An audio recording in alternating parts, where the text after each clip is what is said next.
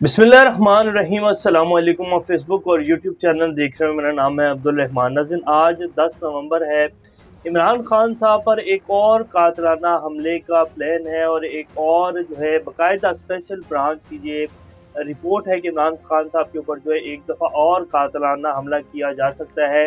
ये रिपोर्ट अब special branch ने दी है और वो ये कह रहे हैं कि बंदे जो हैं वो निकल चुके हैं और इमरान खान साहब पर किसी भी टाइम पर जो है हमला हो सकता है। आज इमरान खान साहब के जो बेटे हैं वो लंदन से ज़मान पार्क वाले घर में उनके पास पहुंच गए हैं और ज़मान पार्क वाला जो घर है उसकी सिक्योरिटी को फूल प्रूफ बना दिया गया है। किस तरह के इकदाम किए गए हैं ये भी आपके सामने रखेंगे। फिर इमरान खान साहब ने आज वज़ीराबाद में लॉन्ग मार्च से खिताब किया, उसमें उन्होंने जैसे कहा था कि जी मैं वो 2 नाम बताऊँगा, दूसरा नाम भी बताऊँगा। उन्होंने वो दूसरे नाम का ज़िक्र भी किया और साथ-साथ उन्होंने आज बड़ा सख्त जो है मौक़िफ़ लिया है क्योंकि दोबारा से लॉन्ग मार्च स्टार्ट हुआ है और उनकी एफआईआर दर्ज नहीं हो पाई। इसके बारे में आगे उन्होंने मज़ीद क्या कहा और किस-किस को जो है उन्होंने मुखातिब करके क्या-क्या बातें की और उनसे अब आने वाले दिनों में किस तरह का जो है आगे से रिएक्शन आएगा ये भी आपके सामने रखेंगे।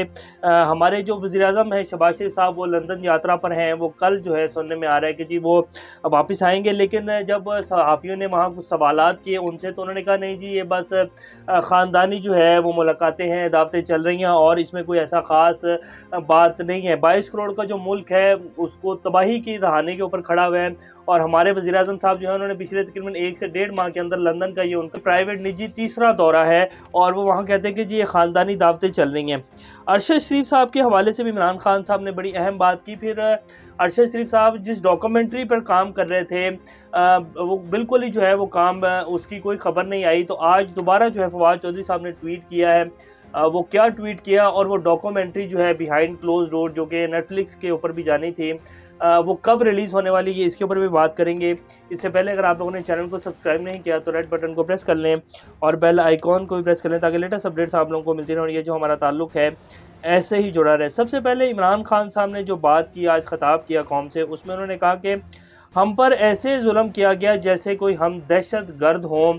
जब तक पाकिस्तान में इंसाफ कायम नहीं होगा तब तक पाकिस्तान तरक्की नहीं कर सकता। मैं पाकिस्तान की सबसे बड़ी जो है सियासी जमात का सरबराह हूँ, मैं साबिक वज़ीर-ए-आज़म हूँ और मेरी एफआईआर जिन नामों को लेकर मैं दर्ज करवाना चाहता था वो एफआईआर दर्ज नहीं हो पाई। वो बाकायदा chief justice of Pakistan Umar Ata Bandial साहब को जो है मुखातिब करके बात कह रहे थे कि जी आप ही हैं जो अब इस मुल्क में कानून की बालादस्ती कायम कर सकते हैं और मैं साबिक वज़ीर-ए-आज़म हूँ। आवाम आप खुद सोचें कि क्या सोच रही होगी कि एक साबिक वज़ीर-ए-आज़म पार्टी का जो सरबराह है, पाकिस्तान की सबसे बड़ी सियासी पार्टी है, उस बंदे की ही एफआईआर दर्ज नहीं हो पा रही। तो अवाम इस टाइम पाकिस्तान के बारे में और पाकिस्तान के अदारों के बारे में क्या सोच रही होगी ये आप बेहतर जानते हैं। जब तक पाकिस्तान में कानून की हुक्मरानी नहीं होगी, इंसाफ सबके लिए बराबर नहीं होगा, तब तक पाकिस्तान में जिस तरह के मर्जी प्लान बना ली जाए, जिस तरह की मर्जी मिसाकी मीशत कर ली जाए, जो मर्जी भी ये कर लें, पाकिस्तान तरक्की नहीं कर सकता। और ये बात 100% ठीक है।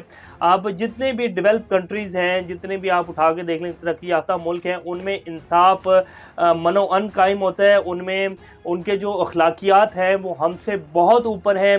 वहाँ के लोगों को उनके फंडामेंटल राइट्स पता है। वहाँ पाकिस्तान बहुत पीछे है, अभी बहुत पीछे हम तो अभी भी बात करते हुए जो हैं वो डरते हैं। अपनी हक सच की जो बात है वो करते हुए भी डरते हैं कि शायद इसका क्या रिएक्शन आएगा, क्योंकि जिस तरह का खौफ पाकिस्तान में पिछले 6 माह में फैलाया गया है और जो कुछ किया गया है पाकिस्तान में, एक आम बंदे की तो कोई वैल्यू ही नहीं है जी। बड़े-बड़े लोग, आज़म सवाती जो कि सेनेटर हैं और बड़े-बड़े सहाफ़ियों और बड़े-बड़े लोगों के साथ जिस तरह का रवैया बरता जा रहा है, तो आम पाकिस्तानी तो जो है उसमें तो फिर लाज़मी बात है डर और खौफ आएगा।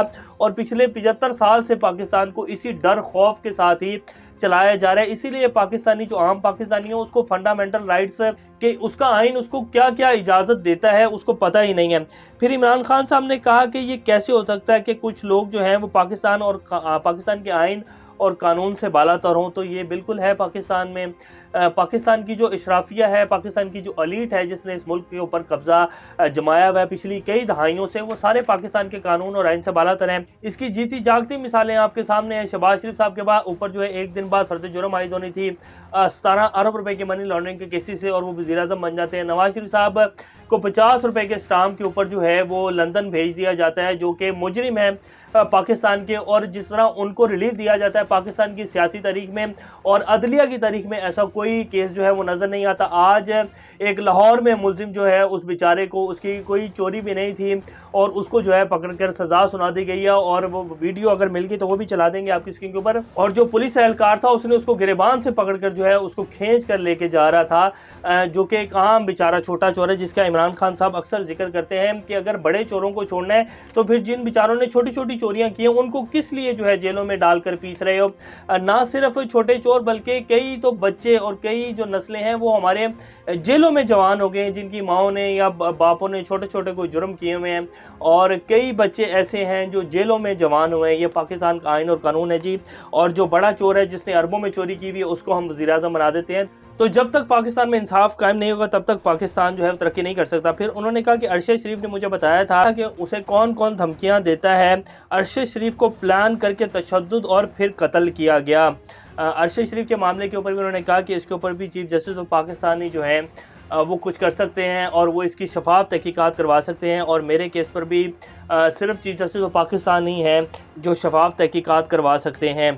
अब इमरान खान साहब के ऊपर एक और कातिलाना हमले का प्लान है जी। ये पता नहीं पाकिस्तान में क्या चल रहा है जी, और किस हद तक अभी पाकिस्तान को लेके जाया जाएगा। इमरान खान पर एक और कातिलाना हमला हो सकता है, जिसके पेश नज़र ज़मान पाक की सिक्योरिटी हाई अलर्ट कर दी गई है। स्पेशल ब्रांच की रिपोर्ट के बाद पुलिस की इजाफी नफरी तैनात कर दी गई है, जबकि इमरान खान की रिहाइशगाह के बाहर स्पेशल ब्रांच और पुलिस के अहकाम भी मौजूद हैं और खुफिया आलात भी नस्ब कर दिए गए हैं। और आज इमरान खान साहब के बेटे जो हैं वो भी पहुंच गए हैं।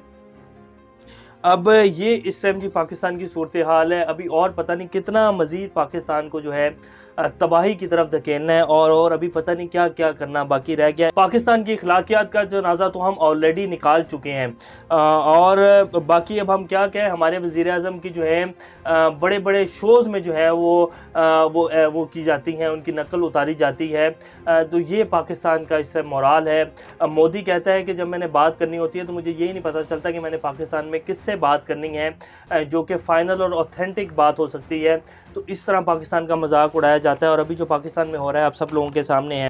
अब अरशद शरीफ साहब जिस डॉक्यूमेंट्री पे और जिस मूवी फिल्म के ऊपर काम कर रहे थे बिहाइंड क्लोज डोर्स, उसका जो है फवाद चौधरी साहब ने ट्वीट किया और उन्होंने कहा है कि ये डॉक्यूमेंट्री जो है कमिंग सून है।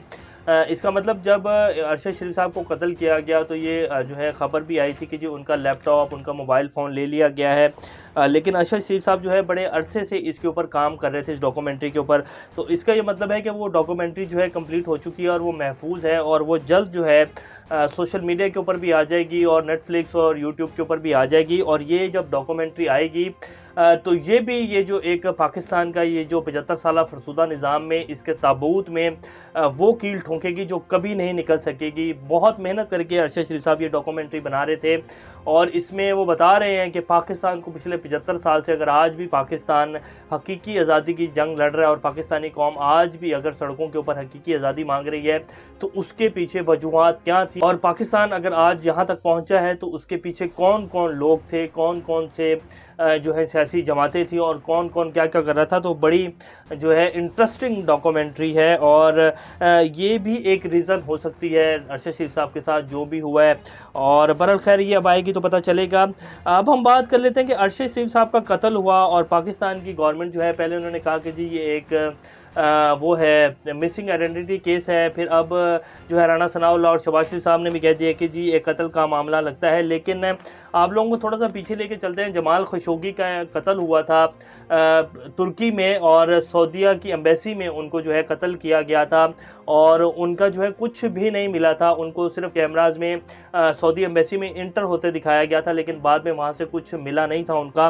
और उसके बाद सऊदीया के साथ जिस तरह का रवैया बरता गया पूरी दुनिया की तरफ से, मोहम्मद बिन सलमान को अपनी जान छुड़वाना जो है मुश्किल हो गई थी। तुर्की ने जो है ऐसा स्टांस लिया था उसके ऊपर के, हालांकि सिर्फ उनकी जो है ज़मीन इस्तेमाल की गई थी, उसमें तुर्की का कोई हाथ नहीं था, लेकिन जिस तरह का तुर्की ने रिएक्शन दिया था, पूरी दुनिया और ख़ास तौर पे सऊदीया ने कानों को हाथ लगा लिए थे और अमेरिका भी जो है तुर्की के साथ खड़ा हो गया था और इवन के बाकायदा मुकदमा चलाया गया था मोहम्मद बिन सलमान के ऊपर जमाल खशोगी के कत्ल को लेकर। और हमारा इतना नामवर सहाफ़ी जो है उसके साथ इतना वहशियाना तशद्दुद करके उनको जो है शहीद किया जाता है और अभी तक किसी के कान के ऊपर जूं नहीं रेंगी और अभी तक यही नहीं फाइनल हो सका कि उनकी जो जुडिशल कमीशन बनेगा उसमें कौन से जजेस होंगे। और फुल कोर्ट का कह तो दिया जाता है और ख़त भी लिख दिया जाता है, लेकिन अभी तक फुल कोर्ट नहीं बन सका और उनकी मदर को जो पाकिस्तान में उनका पोस्टमार्टम हुआ उनकी रिपोर्ट भी लेने के लिए जो है हमारी अदलिया का दरवाज़ा खटखटाना पड़ता है। तो ये है हमारा प्यारा पाकिस्तान। अभी तक के लिए इतना ही। अपना और इस तरह का ख्याल रखिएगा। अल्लाह हाफिज़।